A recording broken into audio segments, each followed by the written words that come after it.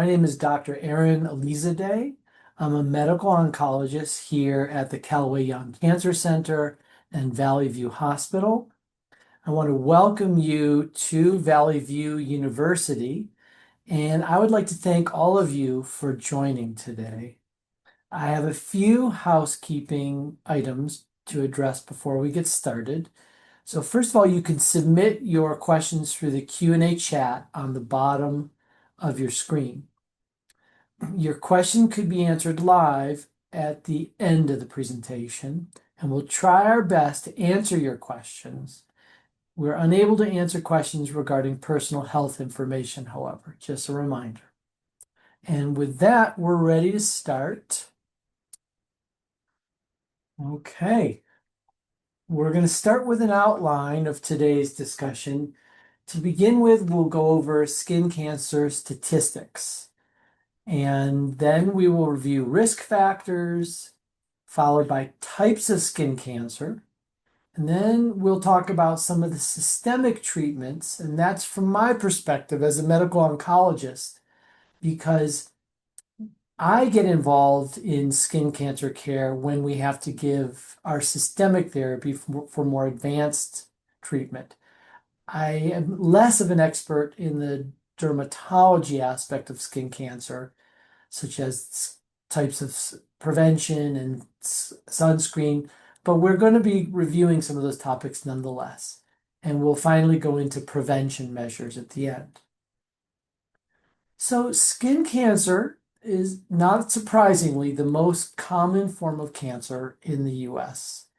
And there are 5.5 million cases of just non-melanoma skin cancer each year in the US. That's more than all the other cancers combined. So it's exceedingly common.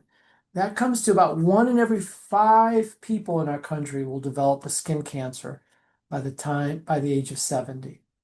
And of course, this has a financial cost, quite a lot. $8.1 billion annually is spent on treating skin cancer.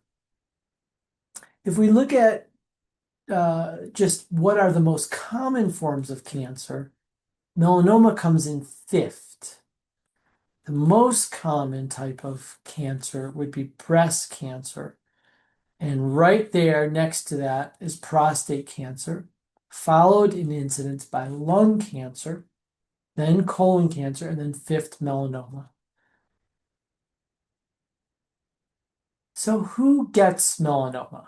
And the answer to that, based on the American Cancer Society statistics from 2022, is that anyone can get melanoma. However, it's more common in people who are fair-skinned, Caucasian. It's about 3% lifetime risk, which would be 1 in 33. But not only Caucasian people get skin cancer. It is also seen in all types of different skin pigment. It is seen in Black people. It is seen in Hispanics.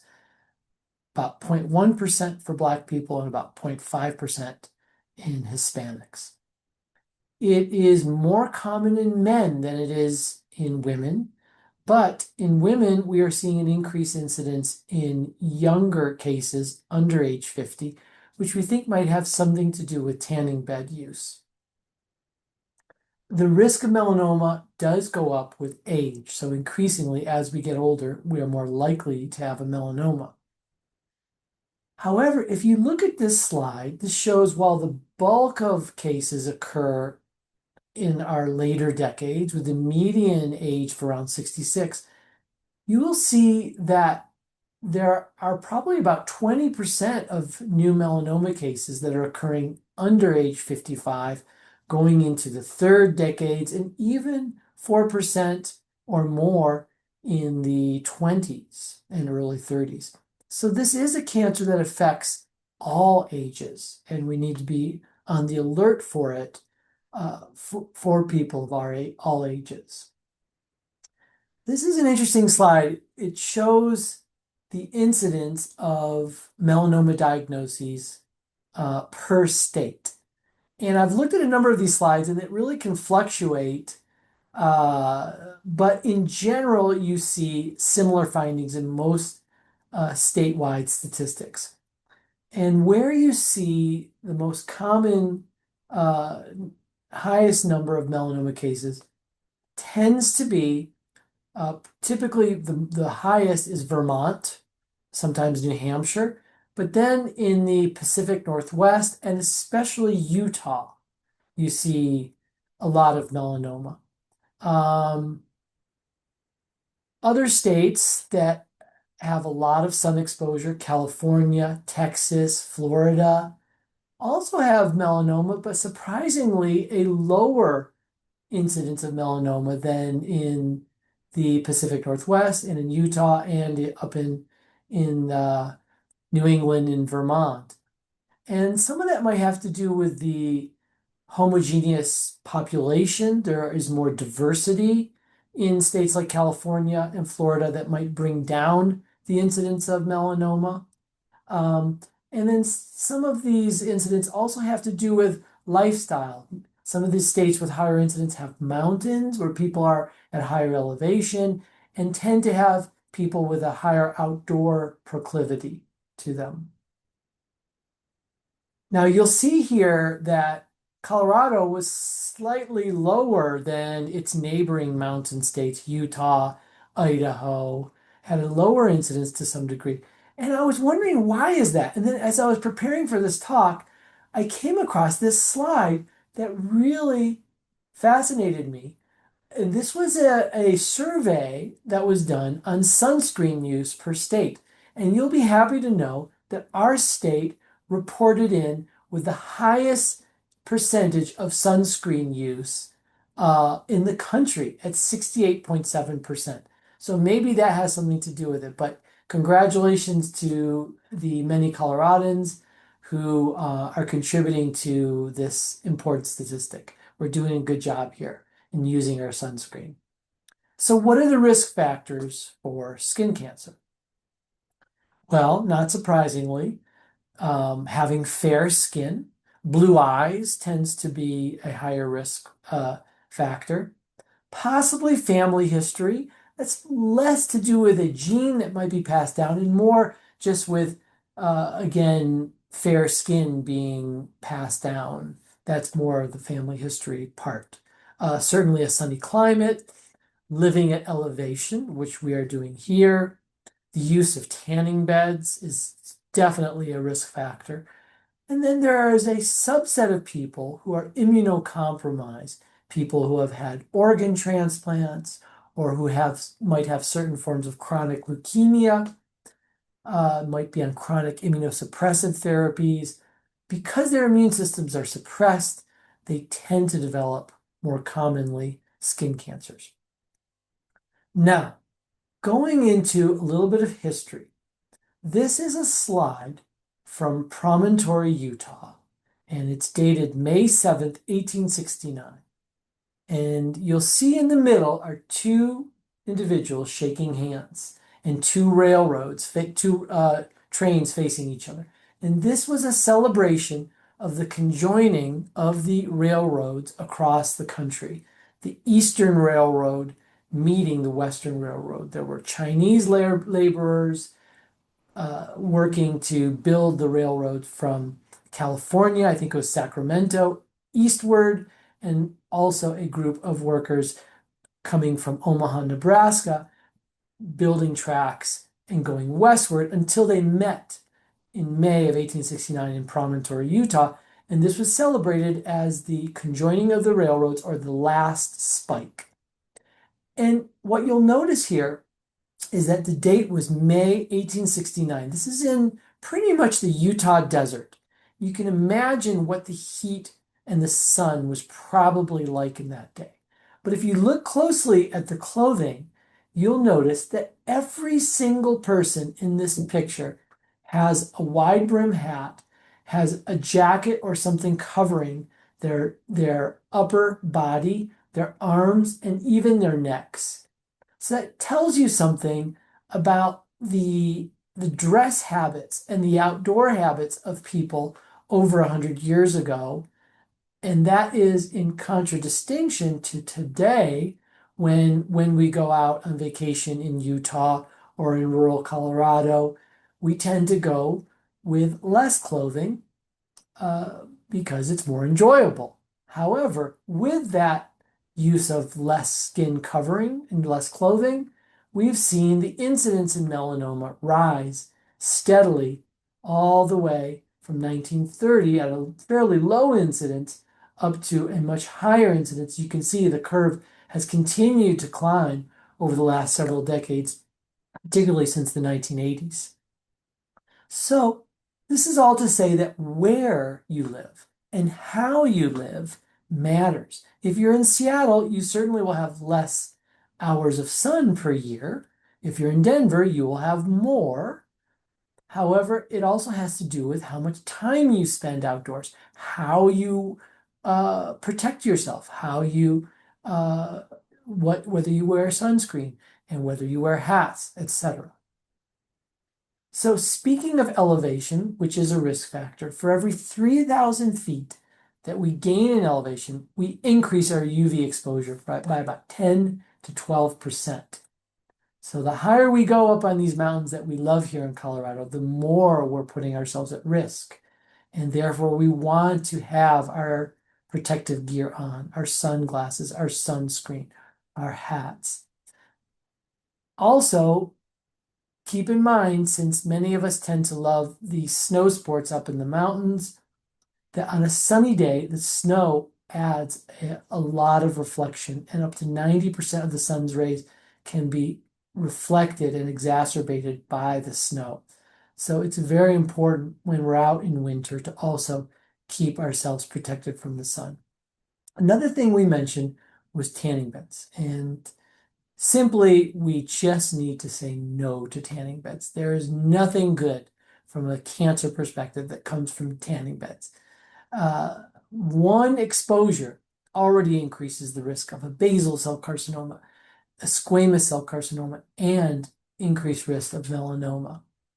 And the risk of melanoma is increased by 75% if tanning bed use starts before the age of 35.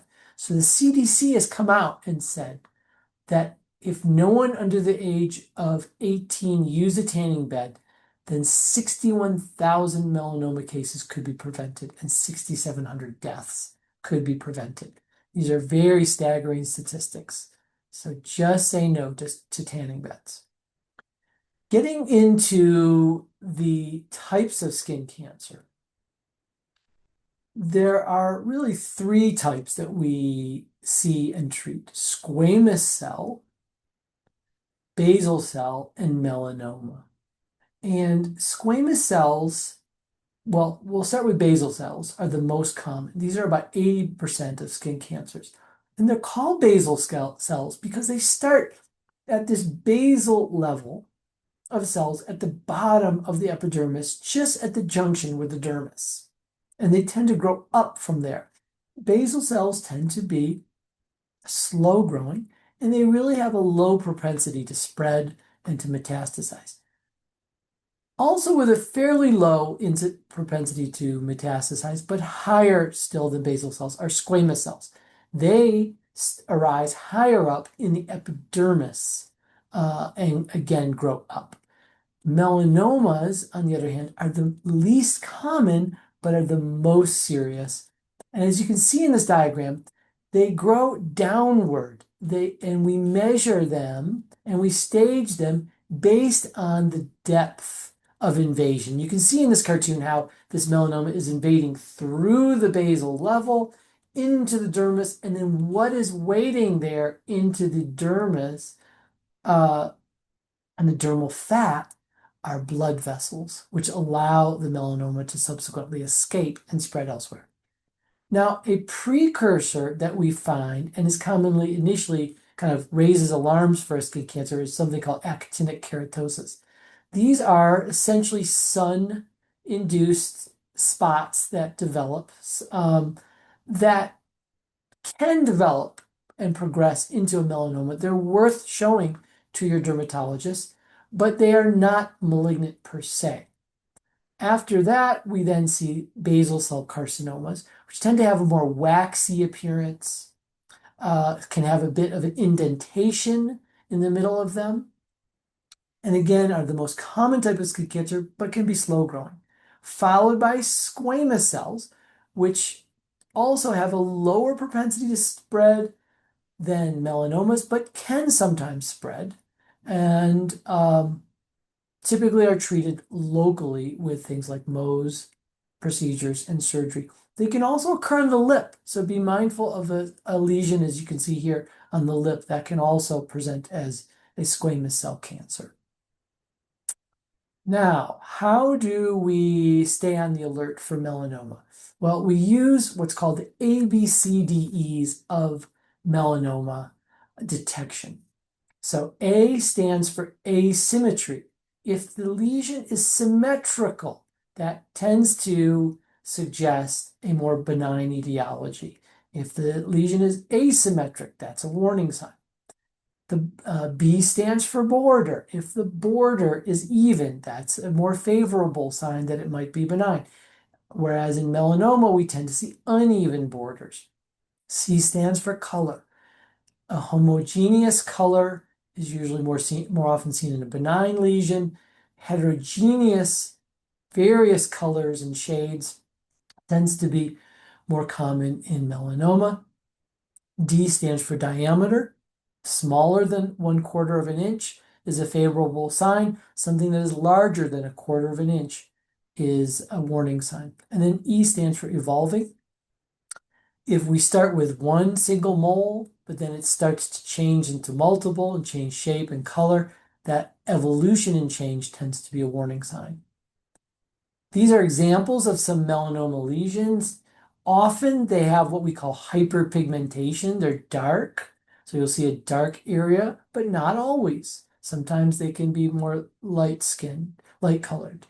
But this dark area we see here is from the melanin deposit in a melanoma, that hyperpigmentation. Survival statistics. So the estimated 5-year survival rate for stage 1 melanoma is quite good, 97 to 99%.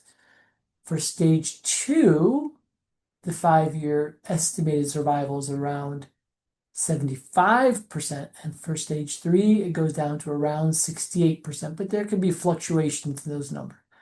When melanoma gets to stage 4, meaning it has spread to other parts of the body, other organs, it has a lower 5-year survival, 34%. So prevention and early detection is very crucial for melanoma care. We want to catch it early so we can be in these early stages with better 5-year survival. Treatment options start usually with surgical options. And there are really two main forms of surgery that are done for skin cancers. One is Mohs surgery, where a Mohs surgeon, who is a dermatologist, will take layers of skin. First, a thin layer is removed, followed by another thin layer, and then another, and then there's finally a layer where the cancer is, and that's removed. Whereas general surgeons and surgical oncologists will often treat lesions such as melanomas with wide local excision, where they make one wide excision that has wide borders to make sure there are no cancer cells near the borders where they remove the tumor. Another treatment that can be given for skin cancer is radiation therapy. And you can see here a diagram of somebody with a skin cancer involving the nose. It was treated with radiation. You can see in both cases tremendous healing that took place and resolution.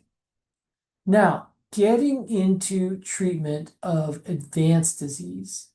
This is where we've really had a revolution in new therapeutic options for our patients with melanoma and also basal cell and squamous cell cancers.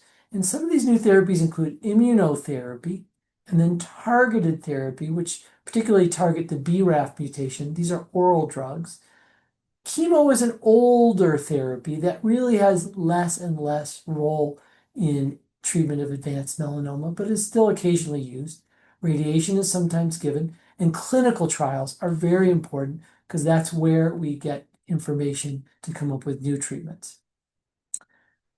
Going into the BRAF inhibitors. This is a very exciting topic.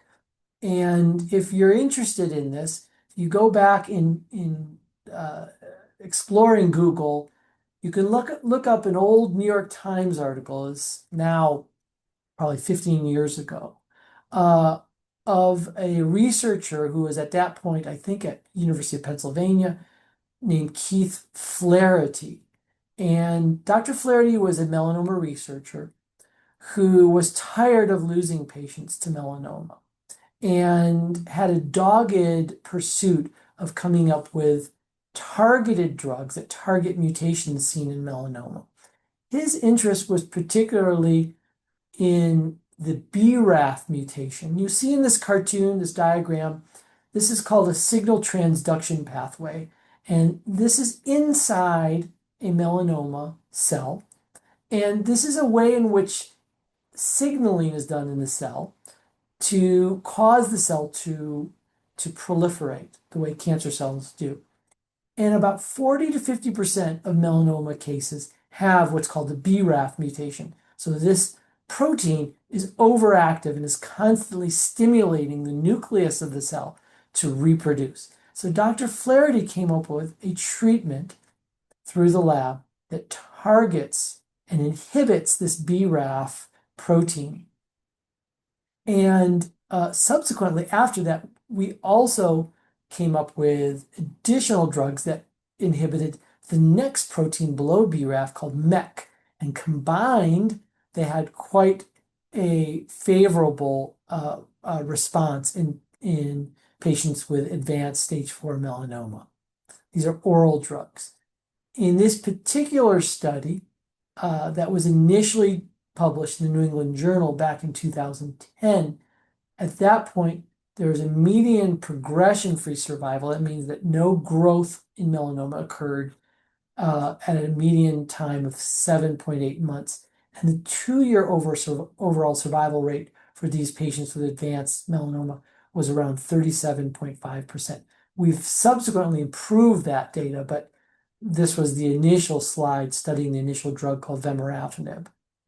And these are some PET scans showing this dramatic benefit. These dark areas that you see are melanoma deposits, many of them. And you can see on the left the initial scan, and on the right after that many have resolved here initially starting, and then many of them resolved after treatment with this really wonder drug. So we use those drugs, they're oral agents for our melanoma patients. The other area of revolution in melanoma care is immune therapy. And we call these checkpoint inhibitors because these are treatments that we give to essentially disinhibit the inhibitory brake system in our immune system. So our immune system, just like our government, is composed of a system of checks and balances. And these new immunotherapies go and unlock the inhibition on our immune system to allow our immune system to become active. And in so doing, it activates particularly our T lymphocytes that go and attack the cancer cells. Melanoma and squamous cell cancer of the skin, and also other cancers, but certainly skin cancers, tend to be rich in mutations because of chronic UV exposure and tend to be good targets for the immune system to come and attack them. So this first drug, ipilimumab, which was the first checkpoint inhibitor that was FDA approved, binds to a protein on the T cell surface called CTLA-4. When it binds to that protein, it turns off the inhibition that this protein is causing in the T cells, allowing the T cells to become active and to go and seek out melanoma or other cancers. The second type of immunotherapy that was FDA approved right after ipilimumab was called PD-1 antibody therapy, of which there were really two prominent drugs. They're equivalent really in outcome, but nivolumab and pembrolizumab. These are working on a different checkpoint inhibitor on the checkpoint on the T cell called PD-1. These antibodies bind to PD-1, prevent it from binding to PD-L1 on the cancer cell here, and again, preventing the inhibition of T cell activation, which cancers inherently try to do to keep the immune system from becoming active. And after this, I'll show you the results of a landmark melanoma trial called Checkmate 067, which was a trial for people with advanced or metastatic melanoma. And patients were given both of those types of checkpoint inhibitors, the CTLA-4 antibody, ipilimumab, and the PD-1 antibody, nivolumab, in one arm. A second arm of patients got just the PD-1 antibody, and a third arm got just the CTLA-4 antibody. Well, not surprisingly, the combined arm, where both ipilimumab and nivolumab were combined, had the best outcome. And you can see here on these slides that initially there were loss of patients and patients progressed. But after a certain amount of time, these curves started to become more flat. And nothing excites an oncologist more than a flat survival or progression-free survival curve, because it means that people are no longer succumbing to the cancer and that we're achieving durable control of the cancer. And this is really a revolutionary result that we are using now to benefit many of our patients with advanced melanoma. We also use immunotherapy for local melanomas, particularly when they have positive lymph nodes that are involved. And in that setting, we call it neoadjuvant, which means giving the immunotherapy prior to surgery. And in this particular trial, the Nandina trial, it was a German study where 2 cycles of those same 2 drugs from Checkmate 067, nivolumab and ipilimumab, were given prior to surgery. And what they found was that a number of these patients who received the 2 cycles, when the surgeon finally removed the melanoma, the pathologist looked at it. In a number of the cases, there were no further cancer cells found. That's called a major pathologic response. And in patients that achieved a major pathologic response, you will see that there was here on this bottom curve, that's the green line, and I'm sorry it's kind of faint here, that going out at least 2 years, there were very few recurrences after that. So it seems that patients who are given neoadjuvant nivolumab and ipilimumab have a reasonable chance of getting a major pathologic response, which increases their likelihood that they will be cured of the melanoma. So we've talked about the statistics behind melanoma, and we've talked about advanced melanoma. And now the question is, what can you do to prevent melanoma and other skin cancers as well? So first of all, hats. You would be well to wear a wide hat, 3 inches, wide brim hat. Sunglasses with UV protection are good to wear. And sun protective clothing, covering your arms, covering your neck if possible, is advisable if you can. If you don't have sun protective clothing, just any clothing would be better than exposed skin. But sun protective clothing tends to carry extra UV protection. Now, it's also important to remember the UV damage is cumulative. Every time you're out in the sun, there's some probably response in your dermis, in your epidermis, in your skin cells.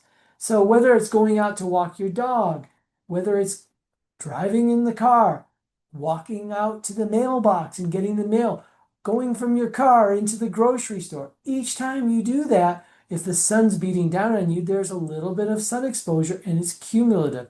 So as much as you can, be mindful of trying to protect yourself even in those short time periods. When you are out in the sun, and the time to avoid the sun where the UV index is the highest is usually from about 10 in the morning to 2 p.m. But if you are out at that time, what can you do? Try to seek shade. Stay in the shade during that time. getting into sunscreen, ideally you would be good to use sunscreen and to reapply it about every 2 hours. At a minimum, SPF 30 is recommended. Others recommend up to SPF 50. Zinc and titanium are considered safe. These are mineral sunscreens. They're not absorbed into the blood. On the other hand, there are other agents, aminobenzoic acid and trolamine salicylate, that are not generally recognized as safe and effective due to safety issues. And so these are no longer available. And there are other sunscreen ingredients that are under investigation to determine if what their GRACE risks are. But at this point, we don't really have data to say that those other absorbed sunscreens are necessarily unsafe. Again, I am not an expert in sunscreens. Those questions would be best addressed with your dermatologist. I'm a medical oncologist, but I thought it was important to include this information. Other measures, there is some data from Journal of American Medical Association, JAMA, suggesting that oral vitamin B3, nicotinamide, 500 milligrams twice a day, is associated with prevention of non-melanoma skin cancers. And the efficacy seems to occur in people who use it regularly. Most people would consider starting something like this after their first episode of skin cancer. It would be something to talk to your dermatologist about.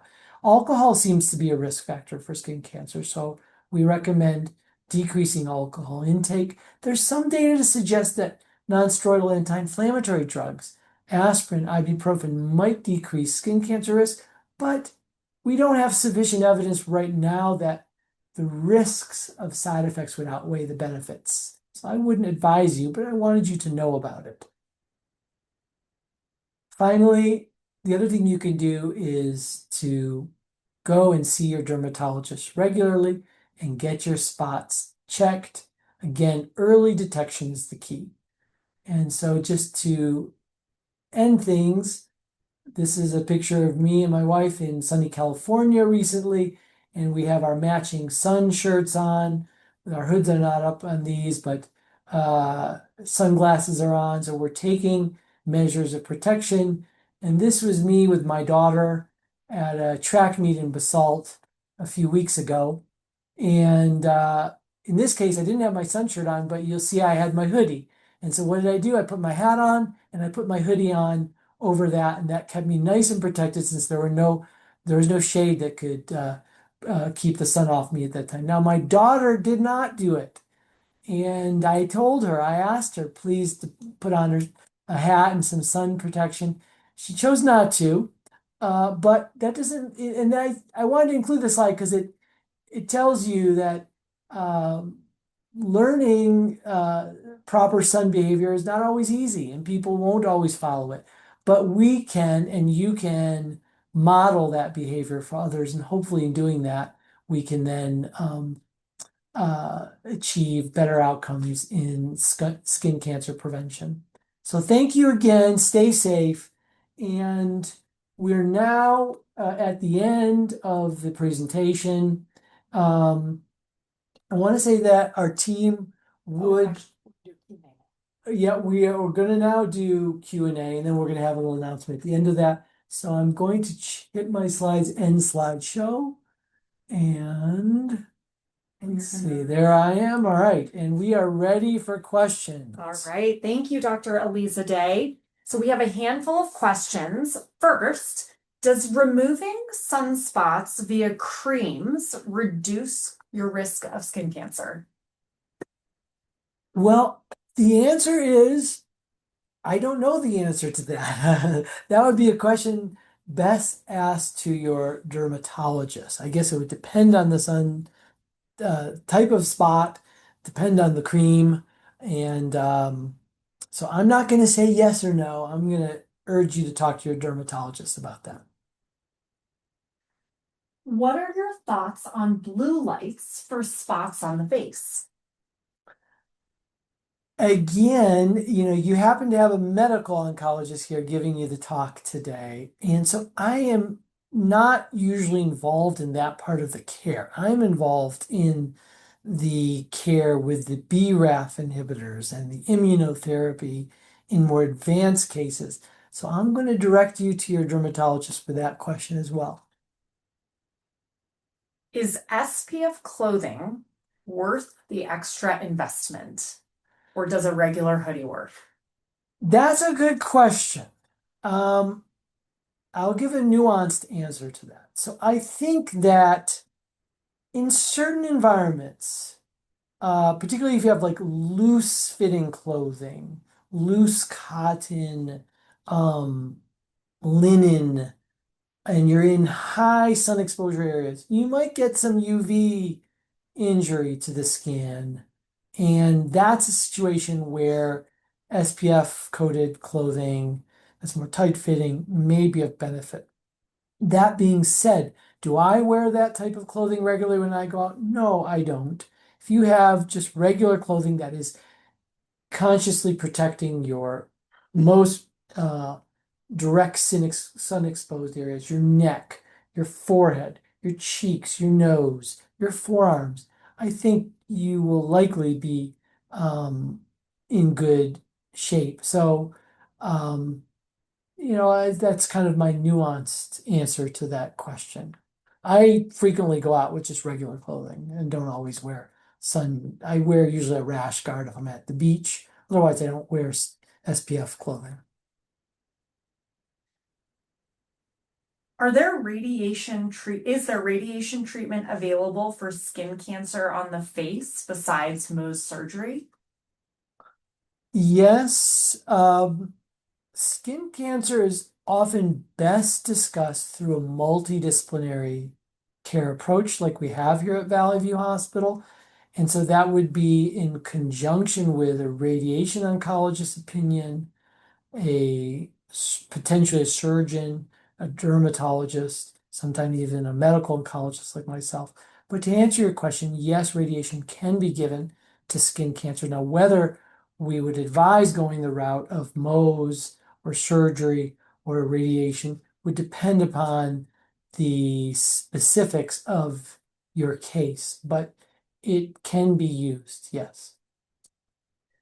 Do sunburns increase your risk of skin cancer? That's a great question. And sunburn definitely increases the risk. Early, young age sunburn is particularly detrimental. Sunburn at any age is detrimental. But it's important that we try to protect our kids from severe burns when they're young. And so the whole point of trying to go into the shade, wearing protection, wearing sunscreen is to prevent those sunburns, which puts you at higher risk. I'm Hispanic. Do I need to worry about skin cancer? That's another good question. And if you remember from our population studies, our incidents, yes, people who are Hispanic, while they may have somewhat more melanin in their skin, maybe not, uh, they are also at risk for skin cancer. Who are the people that are at risk for skin cancer? The answer is everybody is at risk for skin cancer. So we all have to take some measures of protection. How often should I have a skin screening? That's a good question. I would recommend that you meet with your dermatologist and they will guide you based on your unique features of your skin, how often they want to see you back. Often it's once a year. That's a good place to start. And if they thought that there were more concerns, they might have you come back sooner, but usually it's about annual. As a medical oncologist, how do you see the treatment of skin cancer changing in the next decade or so? Well, that's an amazing question that's near and dear to my heart since I'm involved in that type of care. Um, I personally believe we are in a revolutionary period of cancer care for advanced cancer with many new therapeutic options. Um, Leading that is immunotherapy. So I think the immunotherapy forefront is where we're going to see ongoing improvement, immunotherapy, hopefully vaccine therapy, and also some targeted drugs as we come to understand the molecular basis of many of melanoma and other skin cancers. We'll have hopefully other targeted drugs like the BRAF inhibitors and the MEK inhibitors. But I think at the front of that is really immunotherapy, which I know will continue to evolve. Great. Thank you, Dr. Alizadeh. Well, thank you very much. We've come to the end of our questions and answers, and our team would love to hear your feedback on today's presentation. If you have the time to fill out a quick survey, it will appear right after the webinar has ended, and you'll receive an email with the recording of this webinar within the next 24 hours. Exciting news, the next Valley View University session is going to be held Wednesday, May 20th at 6 p.m.